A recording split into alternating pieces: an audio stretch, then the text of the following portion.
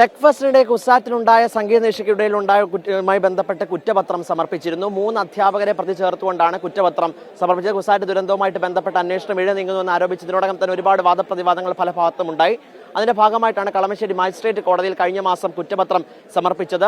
കുസാറ്റിലെ engineering കോളേജിലെ പ്രിൻസിപ്പലായിട്ട് doctor Deepak Kumar Sahu, അധ്യാപകരായ തമ്പി അരുൺ എന്നിവർക്കെതിരെയാണ് 3 പേരെ പ്രതി ചേർത്തുകൊണ്ടാണ് കുറ്റപത്രം സമർപ്പിച്ചത്. അതിനെതിരെയാണ് ഇപ്പോൾ പ്രതിഷേധവുമായി വിദ്യാർത്ഥികൾ എത്തിയിട്ടുള്ളത്. മഹത്തായ സംഭാവനകൾ നൽകിയ അധ്യാപകരെയാണ് ഒരു കാര്യവുമില്ലാതെ പ്രതി ചേർത്തിരിക്കുന്നതെന്നാണ് വിദ്യാർത്ഥികൾ ആരോപിക്കുന്നത്. ഈ നിലപാടിൽ നിന്ന് എത്രയും പെട്ടെന്ന് മാറണം. ഒരു തരത്തിലുള്ള അനുകൂലമായ നിലപാടും രജിസ്ട്രാറുടെ ഭാഗത്തുനിന്നോ വിസിയുടെ ഭാഗത്തുനിന്നോ ഉണ്ടായില്ല എന്നും വിദ്യാർത്ഥികൾ ആരോപിക്കുന്നു. എന്തായാലും അതുമായി ബന്ധപ്പെട്ട് പ്രതിഷേധം സംഘടിപ്പിച്ചിട്ടുണ്ട്. രജിസ്ട്രാറുമായി ചർച്ച അല്പസമയത്ത് നടക്കും. ഇപ്പോൾ വിദ്യാർത്ഥികൾ തന്നെ നമ്മളോട് പ്രതികരിക്കുന്നുണ്ട്. 2023 നവംബറിലാണ് ഈ സംഭവം നടക്കുന്നത്.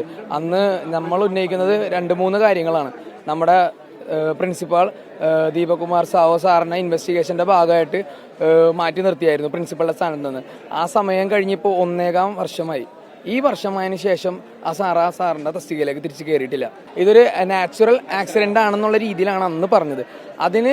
അത് പറഞ്ഞ് ആ 3 ദിവസം ഇൻവെസ്റ്റിഗേഷൻ പറഞ്ഞ് FIR ഇട്ടതിന് ശേഷം ഇപ്പോൾ വരുന്ന ലാസ്റ്റത്തെ FIR വരുന്നതെന്ന് പറഞ്ഞു കഴിഞ്ഞാൽ നമ്മുടെ സാറുമാരായ ആദിത്യ സാറും അതുപോലെ തന്നെ ബിജു സാറ്, ഗിരി സാറ്, ഈ സാറുമാരുടെ പേരിലാണ് ഇത് വന്നേക്കുന്നത്. മറ്റ് ഈ ദുരന്തത്തിന് ശേഷം എഞ്ചിനീയറിംഗ് കോളേജിന്റെ പ്രവർത്തനത്തിൽ തന്നെ കുറേയധികം പ്രശ്നങ്ങൾ ഉണ്ടായിരുന്നു. പ്രവർത്തനം എന്ന് വെച്ചാൽ ഓരോ അധ്യാപകരും ഇതിൽ നമ്മുടെ ഓരോ പ്രോഗ്രാമിൽ നിന്ന് വിട്ടുനിൽക്കുന്ന സാഹചര്യം ഉണ്ടായത്. കാരണം അവരെ കൂടുതൽ ഒരാൾക്കെതിരെ ഇങ്ങനെ കേസ് വരുമ്പോൾ ബാക്കിയുള്ള ഒരു പ്രോഗ്രാം മുന്നിട്ട് നടക്കണമെങ്കിൽ ഈ അധ്യാപകർക്ക് അത് വളരെയധികം ഒരു പേടിയും അതേപോലെ യൂണിവേഴ്സിറ്റി കൈയൊഴിയുന്നുള്ളൊരു വിശ്വാസമാണ് ഉണ്ടായത്. അതുകൊണ്ട് തന്നെ പല അധ്യാപകരും പിന്നീട് വിദ്യാർത്ഥികളുടെ പ്രശ്നങ്ങൾക്ക് വേണ്ടി മുന്നിട്ട് നിങ്ങൾ കുറഞ്ഞു.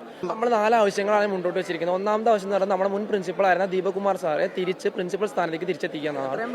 അത് രണ്ടാമത്തെ നമ്മൾ ഇപ്പോൾ അധ്യാപകർ സ്ക്വാഷ് ഫയൽ ചെയ്യണമെന്ന് ആവശ്യപ്പെട്ടുകൊണ്ട് കൗണ്ടർ കേസ് കൊടുത്തിട്ടുണ്ട്. ആ കേസിന് യൂണിവേഴ്സിറ്റിയുടെ ഭാഗത്ത് നിന്ന് പൂർണ്ണ പിന്തുണ വേണമെന്നാണ്. മൂന്നാമത് കുസാറ്റിൽ പഴയ കുസാറ്റിലെ ടെക് ഫെസ്റ്റുകൾ എഞ്ചിനീയറിംഗ് വിദ്യാർത്ഥികൾ നിലയിൽ ടെക് ഫെസ്റ്റ് ഉള്ളതുകൊണ്ട് മാത്രമേ കുസാറ്റിലെ വിദ്യാർത്ഥികൾ പ്രാക്ടിക്കൽ ഇൻഫർമേഷൻസ് കിട്ടുള്ളൂ.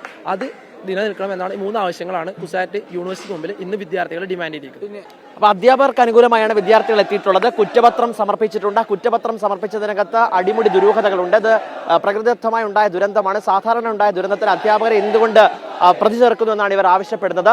അതിനോടൊപ്പം തന്നെ ഡോക്ടർ സാഹുവിനെ, രതീഷ് കുമാർ സാഹുവിനെ എത്രയും പെട്ടെന്ന് തന്നെ തിരിച്ച് പ്രിൻസിപ്പൽ സ്ഥാനത്തേക്ക് എത്തിക്കണമെന്നും ഇവർ ആവശ്യപ്പെടുന്നുണ്ട്. അല്ലെങ്കിൽ പ്രതിഷേധം തുടരാൻ തന്നെയാണ് ഇവരുടെ തീരുമാനം. കൊച്ചിയിൽ നിഖിൽ നടക്കൊപ്പം YS അഭിനന്ദ്, 24.